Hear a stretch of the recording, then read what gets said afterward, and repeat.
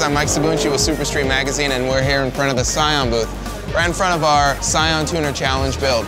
As you can see, we went a little crazy with the engine bay. We have ITBs on both sides. Looks pretty crazy, sounds pretty crazy. The car is pretty crazy, but that's not why we're here. We're here today because I'm going to take you around SEMA 2014 and give you access to everything. Not everyone can get in this show, so why don't you follow me and let's go for a ride. We're here at stop number 1 at the Mackin Industries booth, and we're here with Ed Lee, the other Ed. Hi, Ed. To show us some key things for 2014 and some new products that we have our eyes on. So this wheel is the 57 Getter by Rays, and it's a cast one-piece wheel, and it has a very unique twist on the 5-spoke split-spoke design. It's available in 18 and 19-inch sizes, and also we have this special center cap here where you can have it run without a center plate and a center cap, or have everything together at once, or you can remove the whole thing, so you can have like a different look anytime you want with your wheel. It's industry first, actually. Ed also took us around the remainder of the Mackin Industries booth, where he showed us the rest of the Volk Racing and Yokohama wheel lineup. Very beautiful ornamentation as well. Very light, very strong, but it looks great at the same time. Plus, it makes me look pretty too. Oh yeah. You can see the reflection of your head right Which there. shines yeah. more, my head or the wheel? I can't.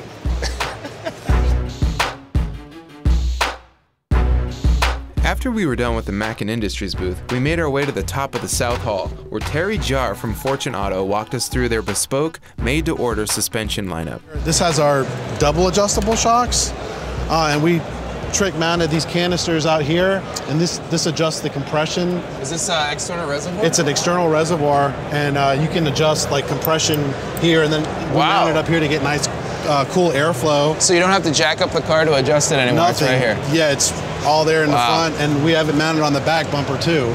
So it's a really nice, clean mounting solution. This car's going to Super Lap Battle. It's a GTE swapped IS 300. It's got a lot of aerodynamics on it, and we're really excited to debut this car at SEMA. So these external reservoirs, that's just basically extra oil to make sure the shock doesn't overheat? So it holds extra nitrogen and also oil, and that basically, like you said, prevents overheating. It also makes the ride more compliant because you can ride less, you can fill it up with less nitrogen, so there's less gas pressure but more volume. Got it. Yeah. That's awesome. Next, it was time for the owner of the car, Faz Rahman, to explain some key features on his build. This Altezza had everything: custom spoiler, custom diffusers, air cups. I was in love. So the air cups help you raise it and lower it for street driving? Yeah. So it's like, it pretty much acts as a spacer, so you can lift it when you need. Oh, nice. Yeah. Cool. So these are custom wing mounts with a APR GTC wing, and then got the canisters in the back. Wow. Single exhaust. The exhaust is all aluminum. What made you go with center exhaust? For the aero? Yeah, and looks. Yeah, it looks rad. What diffuser is that? It's the RX-7, the RMMia, and then C-West. You just kind of modded it to fit? Yeah. That's right. Don't be jealous. It was time to step outside and see what the rest of the show had to offer. Immediately, we stumbled upon the only Rocket Bunny S15 in the United States. The owner of the car, Jerry Yang, walked us through this insane build. Okay, this is a 1999 Nissan Silvia with Rocket Bunny body kit on there. Actually, the car has a Dodge R5 motor in it. The engine is going to be making about around 850 to 900 horsepower NA, fuel injected. Also running a 4-speed G-Force GSR dog box with a winner's quick change rear end in it.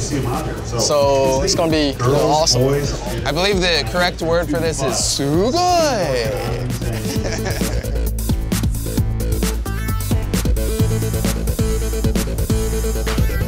All right, guys, we're here with Harry Kong from the very famous Nitto Tire. And we saw this car yesterday, and we had to make it part of our agenda today to stop by. You can't ignore this car. We have to talk about this car. This car is amazing, so I'm going to turn it over to Harry, and he's going to tell us some details on this build. We have here a 1992 Acura NSX with the first Rocket Bunny wide body kit in the country. A little bit about the car. We wrapped it with the Avery wrap, blue chrome, which is super difficult to do. It's lowered on tan suspension with NK6666 wheels, wrapped in our Nitto NT05s. It took about 6 days is all they had to get it all together. That's insane. Did you have to cut off the back bumper to We did. I hate seeing cars cut, especially iconic vehicles, but you know, this is one of those situations where, you know, you're gonna do the extreme to get extreme results.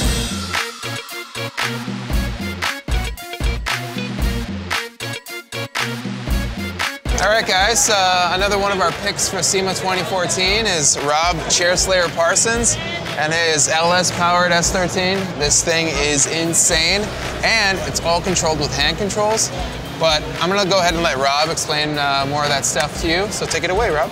Perfect. Thanks for the opportunity. First off, I invented a system that lets me control the clutch completely electronically with this hand. I also have in there from a company called Master Shift. They designed an electronic paddle shifter, and we modified the controls a little bit to work with just my thumb. So if you guys want to come inside, you can take a quick look at how the hand controls work. So what we have is, this is gas when you press down, and when you press in, it's brake. The two red buttons are up and down shift, and the lever over there is the clutch itself. The clutch is linear, so you can slip it, or you can pull it as fast as you want. It's not just an on-off button. The e-brake is connected directly to the clutch system, so when I pull the e-brake, the clutch automatically disengages. That is huge for me because I only have two hands. And it has a delay that when I let go, it waits half a second before it re-engages the clutch so that I can get back on the gas and bring the revs up. Pretty cool system. It's really fast, and amazingly, it all worked the first time. Our final pick of SEMA 2014 is this beautiful Rocket Bunny R35 GTR. We obviously are in love, but let's see what's inside. So I'll leave it to these guys. We recently partnered up with Grady, and Grady is now a kit provider for Garrett turbochargers. They wanted to introduce one of their first turbocharged kits with this GTR. With the turbochargers on there, it's twin GTX 3076Rs with the billet compressor wheel, so that offers optimal performance, optimal efficiency, and low inertia. This package should definitely get up to about 1,200 horsepower if needed. Wow. As you can see, SEMA 2014 has got a lot to see. We just showed you a little bit of it, but instead of talking about it, I'm actually gonna go check the rest of the show out. So I'll see you guys later.